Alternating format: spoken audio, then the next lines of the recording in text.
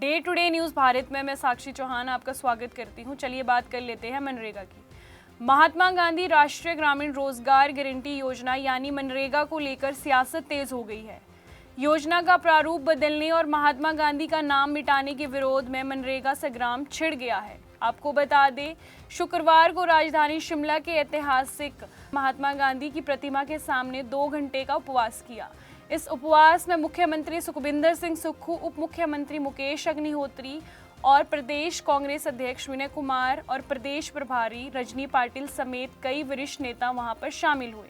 कांग्रेस नेताओं ने केंद्र सरकार पर गरीबों और ग्रामीणों के अधिकारों की अनदेखी करने का आरोप लगाया और साथ ही उन्होंने कहा कि मनरेगा जैसी जनहितकारी योजना के साथ छेड़छाड़ बर्दाश्त नहीं की जाएगी। महात्मा गांधी राष्ट्रीय ग्रामीण रोजगार गारंटी योजना को लेकर कांग्रेस का विरोध अब सड़क से सियासत तक देखा जा रहा है। राजधानी शिमला के रिज मैदान में कांग्रेस नेताओं ने महात्मा गांधी की प्रतिमा के सामने 2 घंटे का उपवास रखकर केंद्र सरकार के फैसले के खिलाफ आवाज बुलंद की। मुख्यमंत्री सुखबिंदर सिंह सुक्खू और उप मुख्यमंत्री मुकेश अग्निहोत्री, कांग्रेस प्रदेश अध्यक्ष विनय कुमार और कांग्रेस के वरिष्ठ नेताओं इसमें शामिल हुए। उन्होंने 2 घंटे का उपवास किया और नेताओं ने आरोप लगाया कि केंद्र सरकार मनरेगा से महात्मा गांधी का नाम हटाने की योजना एवं उसके मूल भाव को खत्म करने की कोशिश कर रही है। प्रदेश कांग्रेस अध्यक्ष विनय कुमार ने कहा कि मनरेगा ग्रामीण गरीबों को साल में 100 दिन का रोजगार देने वाली योजना थी, लेकिन अब इसके स्वरूप में बदलाव कर ग्रामीणों की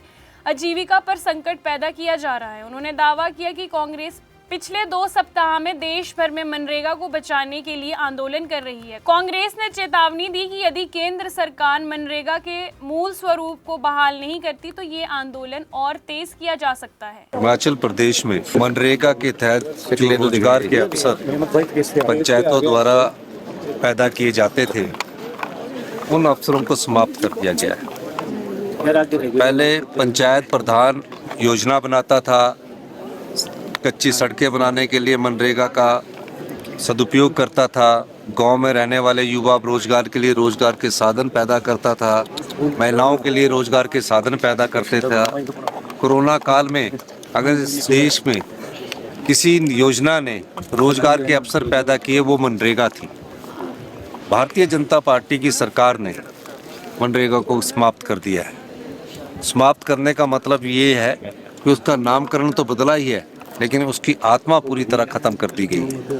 अब पंचायत प्रधानों के हाथ में वो शक्तियाँ नहीं रहेगी, पंचायत सेक्रेटरियों के हाथ में वो शक्तियाँ नहीं रहेगी।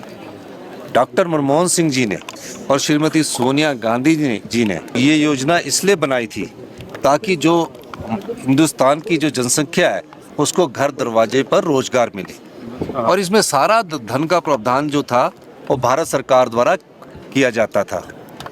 जिस समय ये बिल पास हुआ तो विश्व का एक ऐसा बिल था जहाँ घर दरवाजे के पास 2 किलोमीटर के दायरे में रोजगार के अवसर पैदा करने पड़ेंगे। अगर अवसर पैदा नहीं होंगे तो उन्हें बेरोजगारी भत्ता दिया जाएगा। इस प्रकार की योजना पिछले 20 साल से चल रही थी।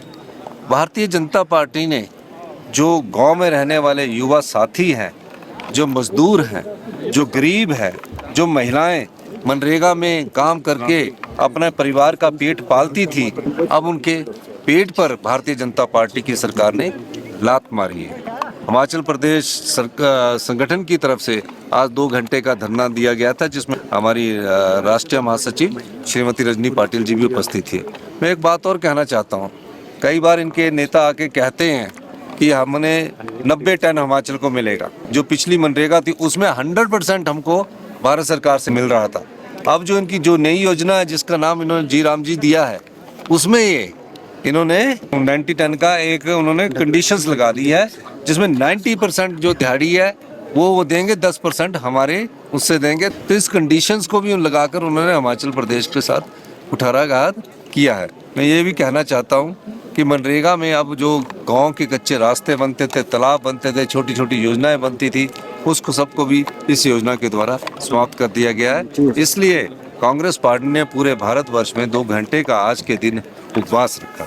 शिमला से हमारे संवाददाता अनीश चौहान की report. Day to day news Bharat आपसे वादा करता है कि पूरी निष्पक्षता के साथ पत्रकारिता करेंगे। हमारा कोई भी रिपोर्टर किसी से कोई उपहार या विज्ञापन स्वीकार नहीं करेगा। हम दबे कुचले लोगों की आवाज़ बनते आए हैं और आगे भी बनेंगे। अभी के लिए फिलहाल इतना ही। देश दुनिया की तमाम खबरें जानने के लिए day to day news Bharat को देखते रहे। साथ ही हमारे चैनल को लाइक, शेयर और सब्सक्राइब करना ना भूलें। नमस्कार।